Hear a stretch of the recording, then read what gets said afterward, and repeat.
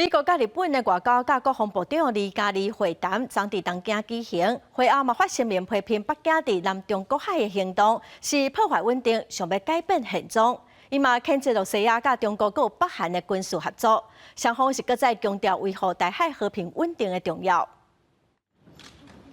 美日李嘉丽会谈日月下昼伫东京举行，日本由外务大臣上川阳子、防卫大臣朴元林出席。美国是由国务卿布林肯甲国防部长奥斯汀与会。会后联合声明再次表示台海和平稳定的重要性，敦促两岸问题爱和平解决。We strongly oppose the PRC's efforts to unilaterally change the status quo by force in the East China Sea, in the South China Sea, around Taiwan.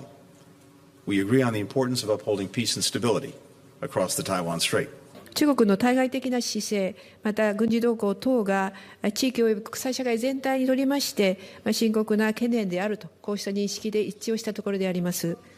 また、ロシアと中国とのさらなる戦略的軍事協力に対します懸念も共有をいたしました。 另外，美日加强协作力甲应对能力，为了和日本自卫队甲美军部队合作更较顺利，美国将改造驻日美军新设统合军司令部，以扩大驻日美军的功能。与会部长拢对中国当咧快速增强协武感到烦恼。2+2本体での議論に引き続いて、米国の核戦力を含む拡大抑止に焦点を置いた議論を実施することで、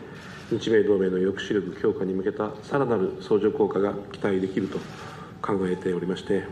本日の議論できること。伫这进前，美日韩三国的国防部长会面是确定定期军事训练的计划，佮签署有关三国伫安全合作方面的规范协议分析真会议。安尼做代表美日韩的三国安全合作已经走向制度化，伫应对北韩核武威胁甲中共伫开设内的挑战等方面有重要意义。公司新闻台为陈编译。